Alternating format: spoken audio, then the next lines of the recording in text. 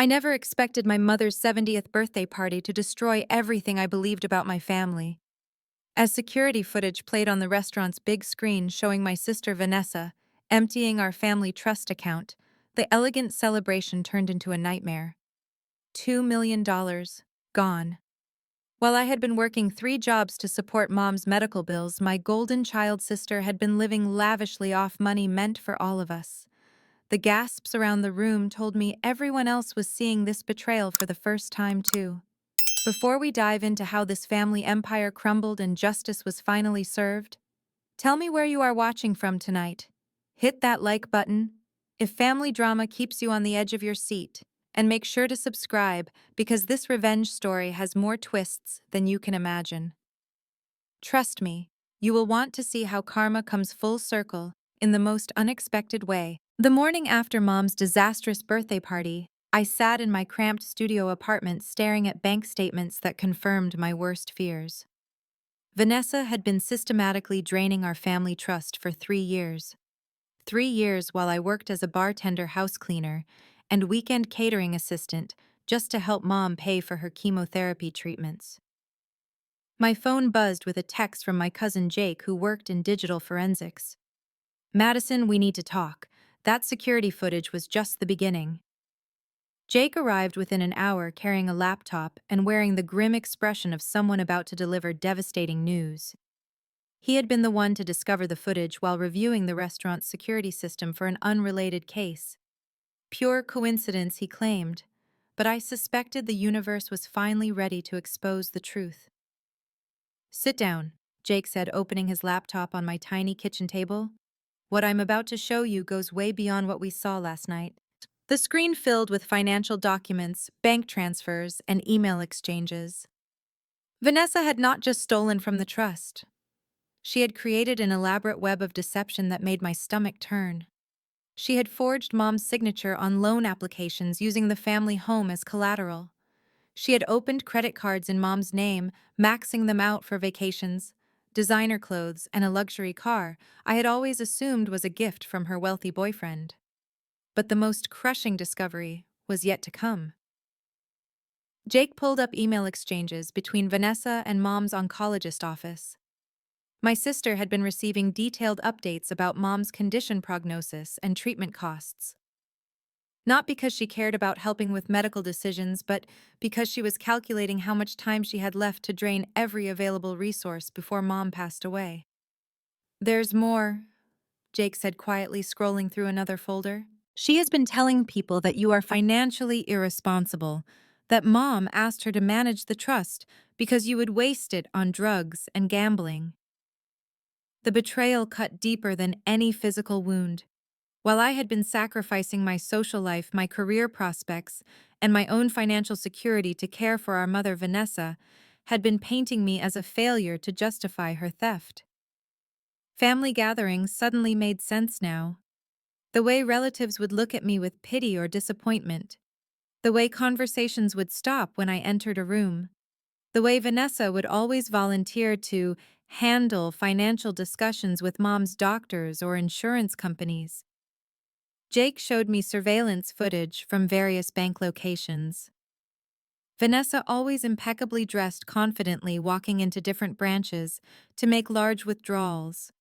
She had convinced bank managers that she was Mom's primary caregiver and had power of attorney. The documents were forgeries, but expertly crafted ones that passed initial scrutiny. The most damaging evidence was a recorded phone call between Vanessa and her boyfriend Derek. Jake had obtained it through legal channels during an unrelated investigation into Derek's business practices. In the recording, Vanessa laughed about how easy it was to manipulate emotional Madison into working herself to death while she enjoyed the family money. She called Mom's illness a blessing in disguise because it created the perfect cover for her financial schemes. Derek's voice was equally callous. He suggested they accelerate their timeline, hinting that they should extract as much as possible before Mom's condition worsened. They discussed moving to Costa Rica, where extradition laws were favorable and the cost of living was low. They had been planning to disappear permanently, leaving Mom destitute and me holding the responsibility for her care. But perhaps the most shocking revelation was the depth of Vanessa's manipulation of our extended family. She had been systematically turning relatives against me for years, sharing carefully edited stories about my supposed financial irresponsibility. Uncle Robert, who had always been cold toward me at family gatherings, had been told that I was pressuring Mom to give me money for drug rehabilitation. Aunt Sarah believed I had been stealing small amounts from Mom's purse during visits. Even our grandmother had been convinced that I was a bad influence who would waste any inheritance. Jake also discovered that Vanessa had been forging medical documents to exaggerate Mom's condition when applying for additional financial assistance from various charities and government programs. She collected thousands of dollars in donations meant for cancer patients, money that never reached Mom or helped with her actual treatment costs. The evidence painted a picture of someone who had weaponized our mother's cancer diagnosis for personal profit while systematically destroying my reputation and relationships within our family. Every sacrifice I had made, every sleepless night working multiple jobs, every moment of exhaustion and financial stress had been unnecessary. The money to support Mom comfortably had always been there. Vanessa had simply stolen it. As Jake packed up his laptop, he handed me a flash drive containing copies of all the evidence. "This is enough to press criminal charges," he said. "Fraud, embezzlement, identity theft, forgery. She is looking at serious prison time." But I was not ready to call the police yet. Something deeper was driving my need for justice. This was not just about money or even the theft. This was about 3 years of guilt, shame, and self-doubt. 3 years of believing I was not doing enough for Mom. 3 years of watching Vanessa play the role of the successful, caring daughter while I struggled in the shadows. That night, I made a decision that would change everything. I was not going to simply turn over the evidence and let the legal system handle this quietly. Vanessa had destroyed my reputation and relationships through lies and manipulation. She had made me question my own worth and capabilities. She had used Mom's illness as a weapon against our entire family. If she wanted to play games with family loyalty and trust, I was going to show her exactly what those concepts really meant. But first, I needed to understand the full scope of her betrayal and build a case that would not only ensure justice but would also restore the truth about who had really been protecting our family all along. 3 days after my devastating conversation with Jake, I made a decision that would forever change our family dynamics. Instead of immediately calling the police, I needed to understand exactly how deep Vanessa's deception ran and who else might be involved. More importantly, I needed to gather evidence that would not only prove her crimes, but also restore my reputation and reveal the truth to our entire family network. My first stop was Mom's oncology office. I had always wondered why the billing seemed inconsistent and why certain treatments Mom mentioned never appeared on the insurance statements I helped organize. Armed with power of attorney documents that I legitimately possessed, I requested a complete review of Mom's account and payment history. The office manager, Patricia, was initially hesitant to share detailed information. But when I explained that we suspected financial fraud involving Mom's treatment, her demeanor shifted completely. She pulled up records going back 4 years, and what we discovered was staggering. Vanessa had been intercepting insurance reimbursement checks meant for Mom. She had set up a separate mailing address and convinced the insurance company that she was handling Mom's financial affairs. Over $40,000 in legitimate reimbursements had been diverted directly to Vanessa's personal account. Even more disturbing, she had been authorizing expensive treatments that Mom never received, then pocketing the insurance payouts. Patricia's hands trembled as she showed me fabricated treatment schedules and forged authorization forms bearing Mom's signature. "Your sister was very convincing," she explained. "She always seemed so concerned about your mother's care and so knowledgeable about the financial aspects. We never questioned her authority." But the most damaging discovery came when Patricia showed me recorded phone calls Vanessa had made to the insurance company. In these conversations, my sister claimed that I was too emotionally unstable to handle Mom's care and that I had been missing important medical appointments. She had convinced them to remove me from all communication lists and to direct all correspondence through her exclusively. From the oncology office, I drove directly to Mom's bank. The branch manager, Mr. Williams, recognized me immediately. I had been coming to this bank for 2 years making deposits from my various jobs to help cover Mom's expenses when her account ran short. What I had not realized was that her account was not running short naturally. It was being systematically drained. Mr. Williams was shocked when I showed him copies of the forged power of attorney documents Jake had uncovered.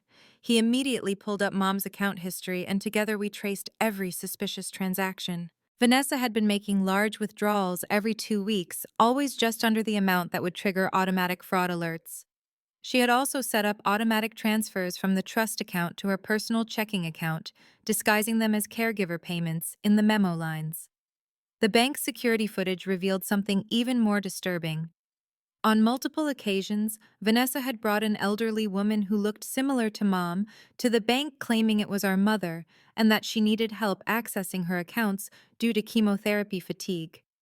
The impersonator had signed documents authorizing various financial changes, while Vanessa played the role of the concerned daughter, helping her confused mother navigate complex banking procedures. Mr. Williams was horrified. "We pride ourselves on protecting our elderly customers from exactly this type of exploitation," he said. "Your sister was incredibly sophisticated in her approach. She knew exactly which regulations to exploit and how to make everything appear legitimate." That evening, I met with our family lawyer, Robert Davidson, who had handled our father's estate years earlier. Robert had always been fond of our family and was deeply disturbed by what I revealed. He immediately began reviewing all legal documents related to the trust, Mom's will, and various powers of attorney that had been filed over the past 3 years. What Robert discovered exceeded even my worst suspicions. Vanessa had not only forged multiple legal documents, but had also created an entirely separate legal identity for herself. She had been using slight variations of her name and social security number to open accounts and apply for credit in ways that would not immediately trigger fraud alerts, but would still allow her to access family resources. Most shocking of all, Robert found evidence that Vanessa had been working with a corrupt notary public to authenticate her forged documents. The notary, Sandra Mills, had been backdating signatures and providing false witness statements for a fee. This was not a crime of opportunity or desperation. This was a calculated long-term scheme involving multiple co-conspirators. Robert also discovered that Vanessa had been quietly pressuring Mom to change her will.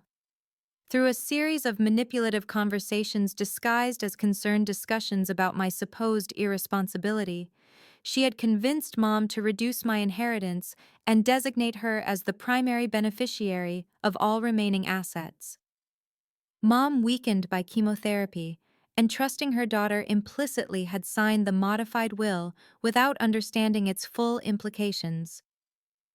The next morning, I made one of the hardest decisions of my life. I sat down with Mom and showed her everything. Every forged document, every fraudulent transaction, every manipulative email and recorded conversation. I watched my mother's face transform from confusion to disbelief to absolute heartbreak as she realized the extent of her daughter's betrayal. Mom's first reaction was denial. She insisted there had to be some mistake, some misunderstanding that could explain everything. But as the evidence mounted, her denial turned to anger and then to devastating sadness. The daughter she had trusted completely, the child she had always defended and supported, had been systematically destroying their family for personal gain. But Mom's sadness quickly transformed into determination. "She used my illness," Mom said quietly, her voice steady despite the tears. "She used my cancer as a weapon against you and against our family. That is unforgivable." Together we decided on our next steps. We would not simply call the police and let this disappear into the legal system. Our entire extended family needed to understand the truth. They needed to see the evidence that would vindicate me and expose Vanessa's elaborate deception. They needed to understand how they had been manipulated and turned against an innocent family member. Mom suggested we hold a family meeting. Everyone who had been influenced by Vanessa's lies deserved to hear the truth directly from us, supported by undeniable evidence. We would invite Uncle Robert, Aunt Sarah, our grandmother, and all the cousins who had grown distant over the past few years. But I had a better idea. If Vanessa wanted to play public games with our family reputation, then her exposure needed to be equally public. I suggested we organize a formal presentation, complete with documentation recordings and testimony from the financial institutions she had defrauded. The family meeting was scheduled for the following Sunday at Uncle Robert's house. Every relative who had been fed lies about my character would be present. They would see the evidence, hear the recordings, and understand exactly how sophisticated and deliberate Vanessa's betrayal had been. As I prepared for what would essentially be a trial in front of our family, I felt something I had not experienced in 3 years: confidence in my own integrity and worth. The truth was finally going to emerge, and justice was about to be served. The week leading up to our family meeting became the most intense period of preparation I had ever undertaken. What started as a simple plan to expose Vanessa's crimes evolved into something much more comprehensive as new allies emerged and additional evidence surfaced from unexpected sources. My cousin Jake proved invaluable in organizing the technical aspects of our presentation.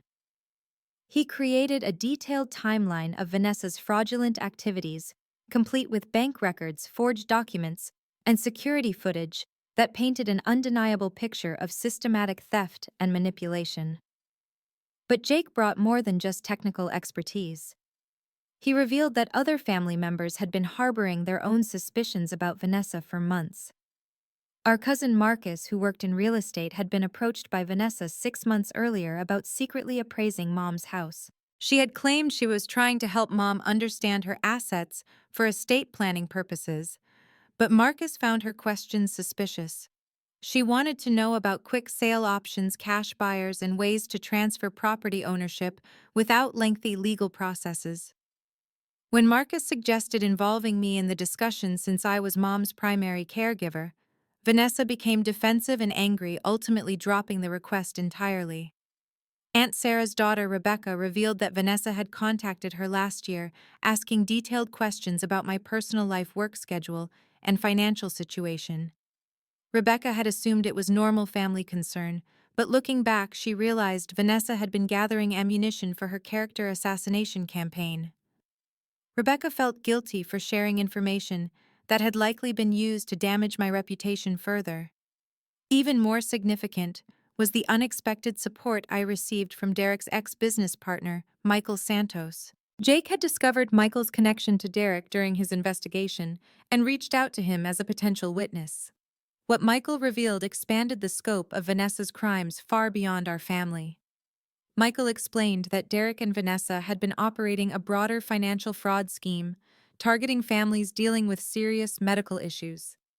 They had developed a playbook for identifying vulnerable families, gaining access to their financial resources, and systematically draining their assets while manipulating family dynamics to avoid detection. Our family was not their first victim, and we would not have been their last.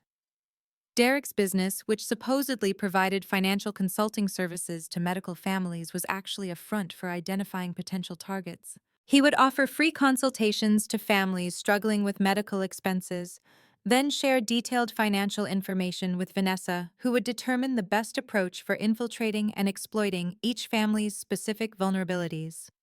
Michael had discovered their scheme when he noticed unusual patterns in Derek's client files and financial records. When he confronted Derek about potential ethical violations, Derek threatened to destroy Michael's reputation and career. Michael had been gathering evidence to expose the operation when Derek suddenly dissolved their partnership and disappeared. He had been waiting for an opportunity to reveal what he knew and was eager to help bring both Derek and Vanessa to justice. The evidence Michael provided was devastating. Email chains discussing various target families, detailed financial profiles of vulnerable medical patients, and strategic plans for manipulating family relationships to maximize theft opportunities. Vanessa appeared in numerous communications as Derek's primary accomplice, someone who specialized in long-term family infiltration and emotional manipulation. But perhaps most valuable was Michael's connection to other victims. He provided contact information for 3 families who had been similarly exploited by Derek and Vanessa's scheme. Each family had experienced nearly identical patterns. One family member would gradually gain control of medical and financial decisions while systematically turning other relatives against the primary caregiver through lies and manipulation. I spent hours on phone calls with these other victims, comparing experiences and building a comprehensive understanding of how the scheme operated. The emotional impact of these conversations was profound. For 3 years, I had believed that my struggles were unique, that somehow I had failed to protect my mother adequately. Learning that I was actually the target of a sophisticated criminal operation was both validating and infuriating. One victim, Patricia Morgan, whose husband had been exploited during his battle with pancreatic cancer, became particularly helpful. Patricia's sister-in-law had worked with Derek and Vanessa to drain over $100,000 from medical funds, while convincing the extended family that Patricia was emotionally unstable and financially irresponsible. Patricia had eventually exposed the scheme and successfully prosecuted her sister-in-law, but Derek and Vanessa had disappeared before authorities could arrest them. Patricia's legal experience proved invaluable in helping me understand how to document evidence properly and coordinate with law enforcement effectively. She also connected me with Detective Laura Rodriguez, who specialized in elder fraud and financial exploitation cases. Detective Rodriguez had been tracking Derek and Vanessa for over a year and was thrilled to finally have a victim willing and able to provide comprehensive evidence. Detective Rodriguez explained that prosecuting these types of family-based financial crimes was notoriously difficult because victims often refused to testify against relatives and evidence was frequently scattered across multiple jurisdictions and institutions. My willingness to pursue full prosecution, combined with the extensive evidence Jake had compiled, represented their best opportunity to build a case that would result in serious criminal charges. As our family meeting approached, I realized that this had evolved far beyond exposing Vanessa to our relatives. We were now coordinating with law enforcement to dismantle an entire criminal organization that had been targeting vulnerable medical families across multiple states. Our family presentation would serve as both a personal vindication and a key component in a larger criminal investigation. The allies I had gathered brought different but complementary strengths to our effort. Jake provided technical expertise and digital evidence. Marcus and Rebecca offered credible testimony about Vanessa's suspicious behavior and character assassination tactics.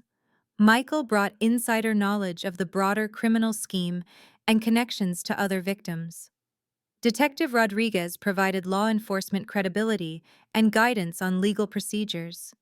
Patricia offered experience in successfully prosecuting similar cases, but equally important was the emotional support these allies provided.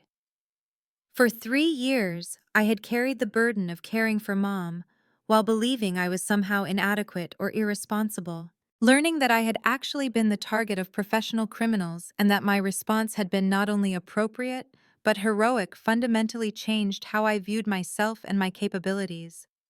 Mom also drew strength from our growing alliance.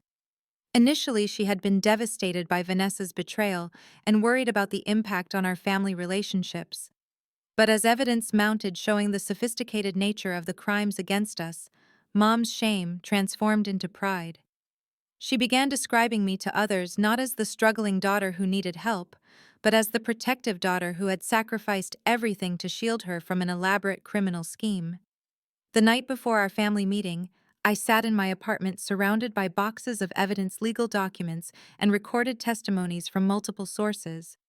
What had started as a simple desire to clear my reputation had become a comprehensive criminal case with implications far beyond our family. I felt nervous about facing relatives who had believed lies about me for years, but I also felt confident in the truth and grateful for the allies who had emerged to support justice. As I prepared my presentation materials and rehearsed key points with Jake, I realized that tomorrow would not just expose Vanessa's crimes, it would also reveal which family members were truly committed to truth and justice and which ones had been too easily manipulated by lies and gossip. The meeting would test not only Vanessa's guilt, but also our family's character and values. I was ready to learn who my real family was, and I was prepared for whatever consequences that revelation might bring. The family meeting at Uncle Robert's house began exactly as I had planned. 23 relatives gathered in his spacious living room as Jake and I presented our evidence with the precision of a courtroom trial. The documentation was overwhelming, the recordings were damning, and the testimony from other victims was heartbreaking. By the time we finished our 2-hour presentation, the room was filled with shocked silence and tearful apologies. Uncle Robert was the first to speak, his voice thick with emotion. Madison, I owe you the deepest apology of my life. I believed terrible things about you based on lies, and I treated you horribly because of those lies. You have been protecting our family while we turned against you. Aunt Sarah was sobbing openly. I told people you were irresponsible with money. I repeated those stories to other relatives, to neighbors, even to people at church. I helped destroy your reputation because I trusted the wrong person completely. Even our grandmother, who had been cold toward me for over 2 years, struggled to her feet and embraced me with shaking arms. You are the real hero of this family, she whispered. Vanessa fooled us all, but you never stopped fighting for your mother. The emotional reconciliation was everything I had hoped for. Family members who had avoided me for years were now expressing genuine remorse and promising to help repair the damage Vanessa had caused to my reputation. Several relatives immediately offered financial assistance to help Mom with her medical expenses, and others volunteered to help with caregiving responsibilities I had been shouldering alone. But then Marcus dropped a bombshell that changed everything. I need to tell you something else, he said, his voice barely above a whisper. Something I should have mentioned before, but I was not sure how to handle it. The room fell silent as Marcus explained that Derek had contacted him again just 2 days earlier. This time, Derek was not asking about property appraisals. He was offering Marcus a substantial fee to provide false testimony about my character and financial behavior. Derek had somehow learned about our family meeting and was attempting to discredit our evidence by bribing relatives to support Vanessa's version of events. My blood ran cold as Marcus continued. Derek offered me $50,000 to sign a statement claiming that you had asked me to help you steal from the family trust. He wanted me to say that this whole presentation was your attempt to cover up your own crimes by framing Vanessa. The room erupted in angry voices, but Marcus raised his hand for silence. There is more. Derek said he already had signed statements from 2 other family members who would testify against Madison. He seemed very confident that he could destroy the credibility of everyone supporting her. Uncle Robert's face turned pale. Who else did Derek contact? Marcus looked directly at Jake, my cousin, who had been instrumental in gathering evidence and organizing our presentation. Derek claimed he had documentation proving that Jake falsified the digital evidence to frame Vanessa. He said Jake had been working with Madison all along to steal from the family and that they planned to split the money after Vanessa was arrested. I felt the world spinning around me as Marcus continued his devastating revelation. Jake, who had been sitting beside me throughout the entire presentation, had apparently been in contact with Derek for several weeks. According to Marcus, Derek had recordings of phone conversations where Jake allegedly discussed fabricating evidence and coordinating testimony to ensure Vanessa would be convicted while protecting Madison from suspicion. That is completely false, Jake protested, but his voice lacked conviction. Derek is obviously lying to try to protect Vanessa and himself. But Marcus was not finished. He pulled out his phone and played a recording of his conversation with Derek. In the audio, Derek mentioned specific details about our evidence that only someone with inside access could have known. He referenced conversations that had occurred in private meetings between Jake and me. Most damaging of all, Derek played portions of what sounded like Jake's voice, discussing strategies for manipulating our family members and law enforcement. The betrayal hit me like a physical blow. Jake had been my closest ally, the person I trusted most in this entire ordeal. He had provided the technical expertise that made our case possible, and he had been present for every sensitive conversation with other victims, Detective Rodriguez, and legal authorities. If he was actually working with Derek and Vanessa, then our entire case was compromised. Uncle Robert demanded that Jake respond to the allegations immediately. Jake's explanation was rambling and defensive, filled with technical jargon about digital forensics and claims that Derek was using sophisticated audio manipulation to frame him. But several family members pointed out inconsistencies in his story, and his behavior throughout the evening had been increasingly nervous and evasive. The situation deteriorated rapidly as relatives began questioning everything they had just heard during our presentation. If Jake had falsified evidence, then how could we trust any of the documentation he had provided? If he was working with Derek, then perhaps Vanessa was actually innocent, and I was the real criminal trying to cover my tracks. Aunt Sarah, who had been crying with remorse just minutes earlier, now looked at me with suspicion. Madison, how do we know you are not manipulating us the same way you claim Vanessa manipulated us? The meeting dissolved into chaos as family members argued among themselves about who to believe and what evidence could be trusted. Several relatives left early expressing confusion and disappointment that they could not determine the truth. Others remained, but demanded that we postpone any decisions until Jake's role could be clarified through independent investigation. Mom, who had been quietly observing the confrontation, finally spoke. This is exactly what criminals do when they are exposed. They create confusion and turn victims against each other. They make everyone question what they know to be true. But even Mom seemed shaken by the possibility that Jake had betrayed us. She had trusted him completely, and the thought that her own nephew might be involved in the scheme against us was almost too painful to accept. As the meeting ended with no resolution, I realized that Derek and Vanessa's strategy was working perfectly. They had successfully planted doubt about our most crucial evidence and our most important ally. Even if Jake was innocent, the suspicions surrounding him would make it difficult to use any of the digital evidence he had provided. That night, I sat in my apartment feeling more isolated than ever. The family reconciliation I had worked so hard to achieve had crumbled within hours. Instead of vindication, I was now facing renewed suspicion from relatives who wondered if I was actually the mastermind behind an elaborate deception. But I was not ready to surrender. If Derek thought he could destroy my credibility by attacking Jake, then he had underestimated my determination to expose the truth. I still had other allies, other evidence, and other avenues for proving Vanessa's crimes. The battle for justice was far from over, but I now understood that it would be more difficult and more personal than I had ever imagined. The morning after our disastrous family meeting, I woke up determined to prove Jake's innocence and salvage our case against Vanessa. The confusion Derek had created was strategic, but it also revealed something important. He was desperate enough to take significant risks to discredit our evidence. That desperation suggested we were closer to justice than he wanted us to believe.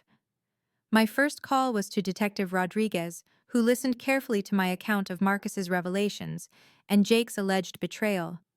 Her response surprised me with its calm confidence. "Madison, I need you to understand something," she said.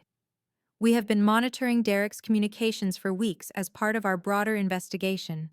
Every phone call he makes, every email he sends, every financial transaction he completes is being tracked by federal authorities. If Jake was actually working with Derek, we would already know about it." Detective Rodriguez explained that the FBI had been building a case against Derek's criminal organization for over 18 months. They had identified at least 12 families across 7 states who had been victimized by his medical fraud scheme. Our case was particularly valuable because it was the first time they had comprehensive documentation of the entire operation from start to finish. The recordings Marcus heard were sophisticated fabrications, Detective Rodriguez continued. Derek has access to advanced audio manipulation technology, and he has been using it to create false evidence whenever his victims get too close to exposing him. The fact that he targeted Jake specifically tells us that Jake's evidence is authentic and damaging. This revelation was encouraging, but I needed independent verification that would convince my skeptical family members. Detective Rodriguez arranged for Jake to take a polygraph examination administered by federal agents, and she also provided access to FBI technical experts who could analyze the allegedly incriminating recordings Derek had shared with Marcus. The polygraph results were unambiguous. Jake was telling the truth about his innocence and his commitment to exposing Vanessa's crimes. The FBI analysis of Derek's recordings revealed multiple indicators of digital manipulation, including audio artifacts consistent with voice synthesis technology and timeline inconsistencies that proved the conversations could not have occurred as presented. But the most significant breakthrough came from an unexpected source. Patricia Morgan, the victim from Derek's previous scheme, who had become one of my strongest allies, contacted me with extraordinary news. Her attorney had been working with federal prosecutors to track Derek's financial activities, and they had discovered something that would change everything. Derek had made a critical mistake in his desperation to discredit our evidence. The $50,000 he had offered Marcus as a bribe had come from a bank account directly linked to the money stolen from our family trust. Federal agents had been monitoring this account for weeks, and Derek's attempt to pay bribes with stolen funds provided the final piece of evidence needed to connect him definitively to the crimes against our family. Even more importantly, Patricia's attorney had discovered that Vanessa was not just Derek's accomplice in our case. She had been actively involved in defrauding at least 3 other families, always using the same pattern of medical exploitation and family manipulation. Federal prosecutors now had enough evidence to charge both Derek and Vanessa with conspiracy wire fraud, money laundering, and elder abuse across multiple jurisdictions. Patricia also introduced me to someone who would become the most important ally in our fight for justice, Dr. Amanda Foster, a forensic psychologist who specialized in family manipulation and financial abuse cases. Dr. Foster had been consulting with federal prosecutors on Derek's broader criminal scheme, and she offered to provide expert testimony about the psychological tactics used to turn family members against each other. Dr. Foster's analysis of our situation was both enlightening and validating. She explained that professional criminals like Derek and Vanessa deliberately target the strongest, most responsible family members because they pose the greatest threat to criminal schemes. By destroying my reputation and isolating me from family support, they had been trying to eliminate the one person most likely to discover and expose their crimes. What you experienced was not random family dysfunction, Dr. Foster explained. It was a calculated psychological attack designed to neutralize you as a threat while maximizing their access to your family's resources. The fact that you continued protecting your mother despite this assault on your character demonstrates remarkable resilience and integrity. Dr. Foster also helped me understand why Derek's attempt to discredit Jake had been so effective even temporarily. Criminals who specialize in family exploitation are experts at identifying and exploiting existing relationship tensions and trust issues. They know exactly how to plant seeds of doubt that will grow into major conflicts, dividing their victims and making coordinated resistance nearly impossible. Armed with this new evidence and expert analysis, I arranged a second family meeting.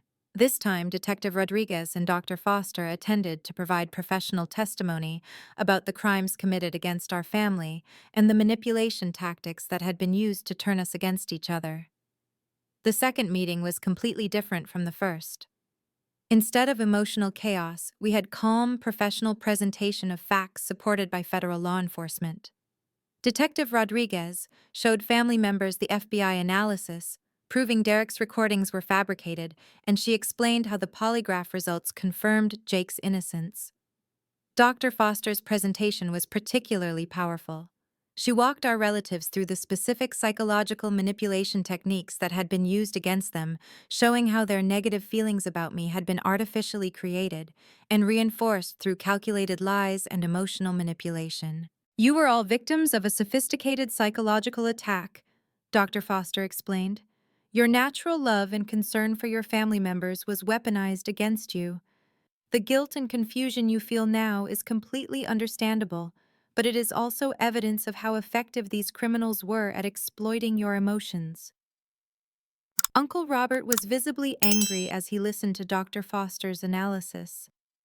You are telling us that we were basically brainwashed into treating Madison badly, while these criminals stole from our family. That is exactly what happened, Dr. Foster confirmed. And Madison's ability to continue caring for her mother, despite this psychological assault, is remarkable. Most people would have given up or lashed out, which would have played directly into the criminal's strategy. By the end of the second meeting, our family unity was stronger than it had ever been. But more importantly, we now had the evidence and professional support needed to ensure that Vanessa and Derek would face serious criminal consequences for their elaborate scheme against vulnerable families. The battle for justice was entering its final phase, and for the first time in 3 years, I felt confident that truth and accountability would prevail. 2 weeks after our second family meeting, federal agents arrested Vanessa and Derek simultaneously in coordinated raids across 2 states. Derek was apprehended at a luxury resort in Nevada, where he was apparently planning to flee the country, while Vanessa was arrested at her apartment surrounded by packed suitcases and fake identification documents. The timing was perfect because they had just received a large payment from another victim family and were preparing to disappear permanently. The arrests made local news because of the sophisticated nature of their medical fraud scheme and the number of families they had victimized. Watching Vanessa's perp walk on television was surreal after 3 years of being painted as the irresponsible family member. Local reporters described her as the mastermind of an elaborate criminal organization that had stolen over $800,000 from vulnerable medical families across multiple states. But the most satisfying moment came during Vanessa's arraignment hearing. Mom and I sat in the courtroom gallery as federal prosecutors read the charges against her: conspiracy to commit wire fraud, elder abuse, money laundering, identity theft, and racketeering. Each charge carried potential prison sentences that would keep her incarcerated for decades. Vanessa's attorney attempted to negotiate a plea bargain by claiming she had been manipulated by Derek and was more of a victim than a criminal. But federal prosecutors had recordings of conversations where Vanessa clearly took leadership roles in planning and executing their schemes. In one particularly damning recording, she laughed about how easy it was to convince families that their most caring members were actually threats to vulnerable patients. The preliminary hearing revealed the full scope of their criminal enterprise. Derek and Vanessa had developed detailed profiles of over 50 families dealing with serious medical issues. They had targeted not just cancer patients, but families coping with Alzheimer's disease, stroke recovery, and chronic conditions requiring long-term care. Their victim selection process was chillingly methodical, focusing on families with significant assets but limited financial sophistication. Dr. Foster testified as an expert witness about the psychological manipulation tactics used against victim families. Her testimony was particularly powerful because she could demonstrate how the defendants had exploited universal family dynamics, like sibling rivalry, generational conflicts, and caregiver stress to achieve their criminal objectives. The financial restitution process began immediately after the arrests. Federal agents had frozen all of Derek and Vanessa's accounts and were working to recover stolen funds for return to victim families. Our family was fortunate because much of our stolen money was still in identifiable accounts, but other families had lost everything when the criminals used their funds for non-recoverable expenses like luxury vacations and gambling. Mom's health improved dramatically once the stress of financial uncertainty was removed and her legitimate medical treatments could resume properly. The insurance reimbursements that had been diverted to Vanessa were recovered and applied to outstanding medical bills. More importantly, Mom's emotional health rebounded as she realized that her trust and love had not been misplaced, just exploited by professional criminals. The impact on our extended family was profound and ultimately positive. Relatives who had been manipulated into believing negative stories about me were not only apologetic, but became fiercely protective of our family's reputation. Uncle Robert and Aunt Sarah took active roles in contacting people who had heard lies about me, ensuring that the truth about Vanessa's crimes and my sacrifices was widely known. Perhaps most meaningfully, our family relationships became stronger than they had ever been before. The shared experience of being victimized by sophisticated manipulation created bonds based on mutual support rather than obligation or tradition. Family gatherings became celebrations of survival and resilience rather than obligations filled with hidden tensions and unspoken resentments. Jake's vindication was complete and public. Not only had federal investigators confirmed his innocence, but his technical expertise had been crucial in building the case that brought down an entire criminal organization. He received recognition from law enforcement agencies and was invited to consult on similar cases involving digital evidence and family exploitation schemes. The broader impact of our case extended far beyond our family. Federal prosecutors used our evidence as the foundation for a major crackdown on medical fraud schemes targeting vulnerable families. New legislation was introduced to strengthen protections for medical patients and their families, and law enforcement agencies developed new training programs focused on family-based financial exploitation. Dr. Foster invited me to speak at conferences about family manipulation and elder abuse, sharing my experience to help other families recognize and respond to similar criminal schemes. These speaking opportunities became both therapeutic for me and valuable for families dealing with comparable situations. I discovered that my 3 years of struggle had equipped me with unique insights about resilience, family loyalty, and the importance of trusting your instincts when something feels wrong. The financial recovery allowed me to return to school and pursue a degree in social work, specializing in family crisis intervention. My personal experience with being targeted by criminals while caring for a vulnerable family member gave me credibility and empathy that could not be taught in classrooms. I wanted to help other families avoid the isolation and self-doubt I had experienced during the darkest period of our ordeal.